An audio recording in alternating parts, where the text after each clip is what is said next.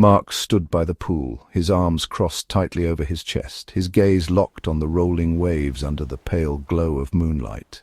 The rhythmic crash of the water against the shore seemed to echo the turmoil in his heart. His thoughts drifted, unbidden, to the moment that had shattered his world. It had started as a simple idea, a romantic surprise for his wife. She had told him she was going away with her friends for a baby shower, and Mark, wanting to show her how much he cared, decided to join her without her knowing. He booked a flight, keeping it a secret from everyone, even his assistant and his best friend. When the bank notification revealed the hotel she had booked, it was easy enough to find out her room. He was, after all, the largest shareholder in the chain.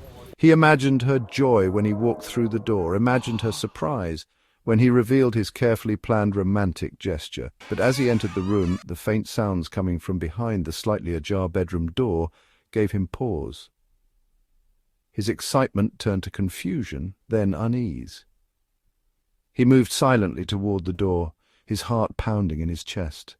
Then he heard the voice, the unmistakable voice of his best friend. "Don't worry about it, darling. Mark will never figure us out. He's too busy playing the dutiful husband to suspect anything. Once the baby is born, he'll be so wrapped up in being a father, he won't even notice when we sneak away." The words hit Mark like a thunderclap. His chest tightened, and rage surged through him, hot and uncontrollable. Unable to stop himself, he pushed the door open, revealing the scene he never imagined he would see, his wife tangled in the sheets with the man he had called his brother. "Mark, you son of a bitch! This is the last thing I expected from either of you." His wife froze, her face draining of color, while his best friend stammered, trying to find words that would never come. Mark, with the fear of what he might do if he stayed, turned on his heel and stormed out of the room, every fiber of his being screaming to lash out, to destroy.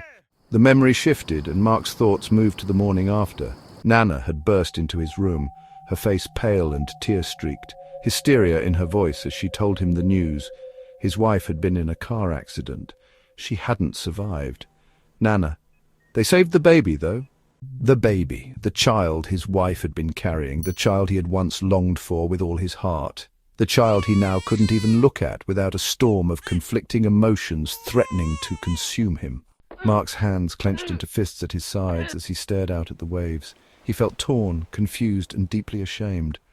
How could he feel this way about an innocent infant? She was blameless. "I love her, but I hate her too." He felt like a monster. How could anyone feel hatred toward a baby? He had tried time and again to push past it, to see her as his daughter, to hold her and comfort her.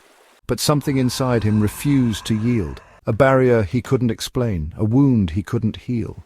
"I don't know what to do, God help me." The waves rolled on, indifferent to his anguish, as Mark remained frozen, trapped between his past and his future, searching for a way to find peace.